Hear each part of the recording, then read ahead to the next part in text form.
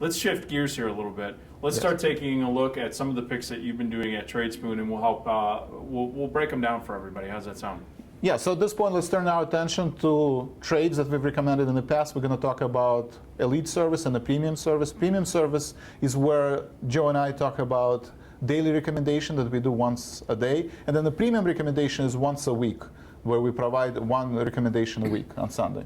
So the first one is, if you can see it on your screen, is a Micron. We've noted that in the past 2 weeks, when the market sold off, semiconductor sector also sold off. Even though Micron and MEI and others and Intel, a lot of the semiconductors had great earnings, and you see that the earnings momentum is to the upside, but there was a 20 to 30% sell-off. So we've recommended, once it reached the support level on the Fibonacci retracement, we've looked at the 60 days data. That's kind of our sweet spot. We look at 50 to 75 days till expiration, and we're looking at the technical charts to support that view.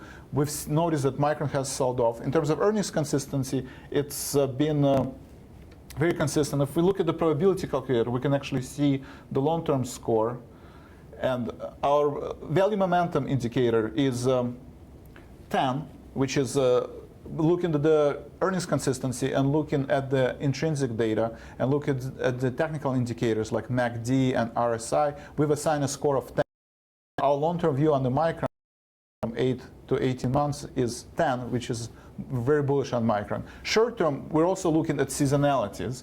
We just released a new seasonal chart at Tradespoon. We actually see how the stock behaves in the past during specific earnings seasons and what was the price action. And based on that seasonality, we have a forward-looking component where we run a quant model that predicts where the stock is going to be in the next 50 days. And now we're looking at the December expiration. And on that scale, on your screen, you also see very bullish on the Micron. So some of the ideas you can, if the Micron's volatility at the time of the recommendation was high, we retrace back to 50%. So at this point, we can either sell a put spread or we can buy a debit call spread. Since volatility is elevated, we decided in this case to, I believe, sell. You're buying a call spread. We bought a call spread because IV rank, that relative IV value to the past 52 weeks, right in the middle of where we decided to do, based on the risk and reward ratio, we decided to do a debit spread. So we bought a 30 call and we sold a 32 call. Joe, what's your take on this trade? Micron has been actually bouncing very nicely, actually, the tech sector in general. It was beat up. It was lagging as far as the bounce to the upside last week. It has now picked up the pace. Micron has solid fundamentals, solid technicals at this juncture. Entry price is right around $30.89, and I believe that Micron is trading close to around $1. We can take a look at that in a minute. As far as the trade is concerned, this is what I would suggest to do. If you start to see that Micron's volatility is still up in this 50-plus percentile rank, look to sell some premium against your long options, your single leg long options like the 30 calls. Take an opportunity to capture some of the profits if you bought those calls last week. The other thing is that selling some calls against the stock wouldn't hurt as well.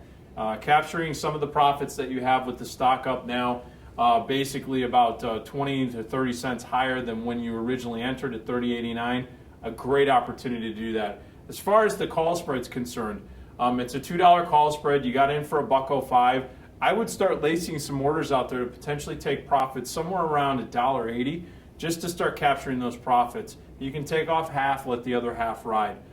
As you had mentioned, the other thing is as you scroll down here, I think that the probability component here, which is basically the probability of it being about $38 is around 14%. You're also looking at a probability of it being about 35 bucks. Right around, probably about 30%. Bottom line is selling some calls up at those levels in December might be a prudent action.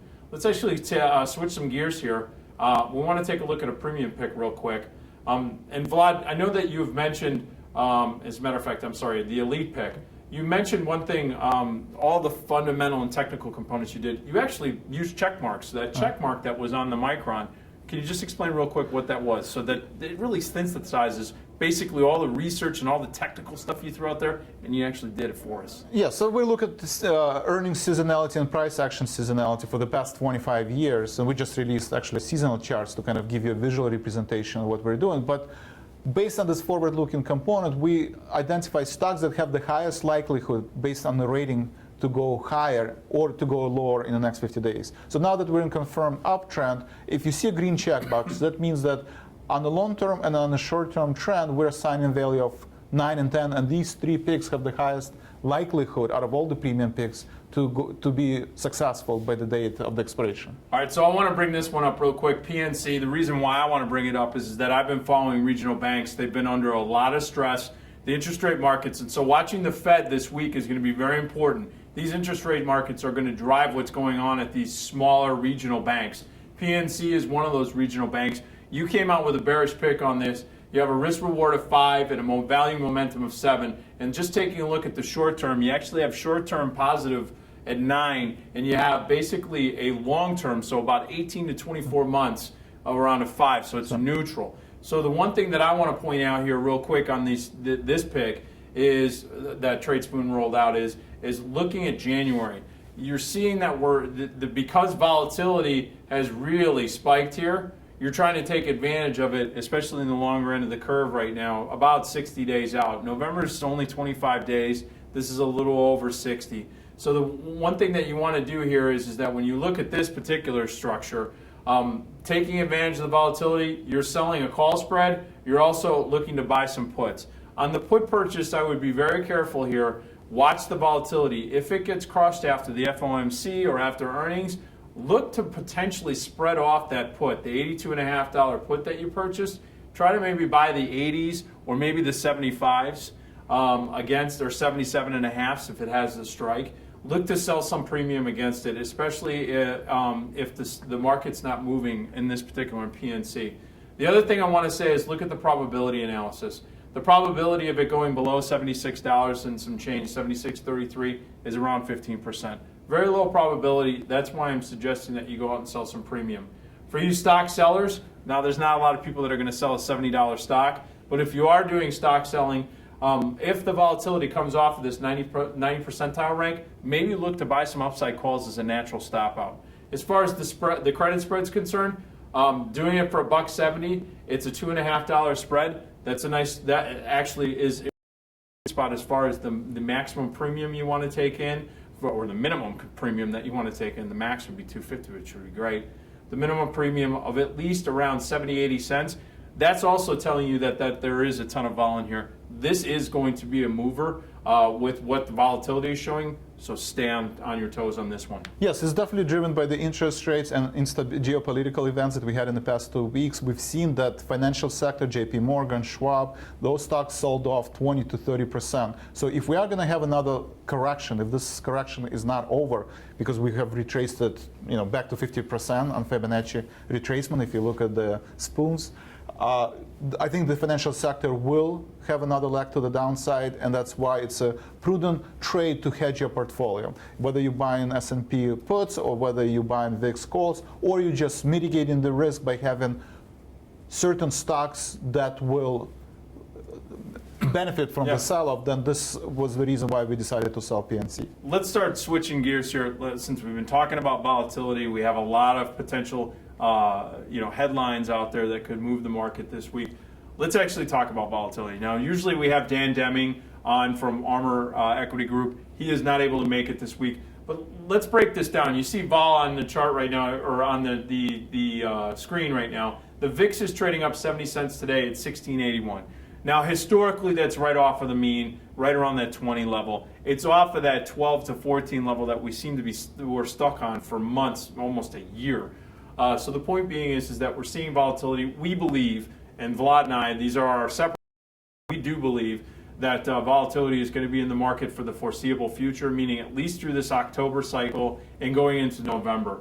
And taking a look at also the VXX, which is a ETF, if you're not wanting to trade the VIX options that follow volatility, you can look at the VXX. That's up 17 cents at 33.34. Again, I think adding a little volatility exposure, as a matter of fact, what I do for my clients is I basically use a 4.5 to 1 ratio. What that is I use for every $4.5 I have in my portfolio as far as securities, I'm going to have $1 of vol exposure. That's how I like to balance it. I utilize a proprietary fund that I trade through Dan's group and invest in for my clients. But you can also, and I have used VIX call options and VIX puts on whether I think volatility is going to increase or decrease. And I also have used in the past too an inverse. So if volatility pops again and it gets back up into the 24 or 27 level and you think it's going to pull back, you can actually buy an inverse fund. It's a one-time inverse fund called SVXY. It's a ProShares inverse volatility fund. So if you hadn't added the exposure of volatility to your portfolio, but you think vol then can pull off like it did last week, this could be another piece too, how you could trade the other side of volatility, the inverse side, and when volatility drops back like it has over the last couple of weeks. So that's my perspective on volatility and how I structured in the portfolio. What are you thinking about this week? No, I agree with Joe's take on volatility. It's becoming a new asset class, and whether you hedge your portfolio with short stocks or you buy bonds, an asset that's inverse. I'm going to warn people, don't buy bonds. Bonds are, you and I have had this discussion. I've been very animate about this. There's too much price risk in bonds. Be very careful with that. Corporates and junks have come off. They actually came off before we had the deep pullback in equity. Bonds are completely correlated with equities, so be careful with that. But I do like adding the VIX exposure through the pure products. Yes, and whatever your hedging mechanism, make sure that you do have you hedge your portfolio, and a certain amount of your portfolio should, protected, whether you sell S&P calls or S&P call spread. That's what I usually sometimes do if the volatility is increased. But you want to be able to hedge your portfolio in case the market sells off.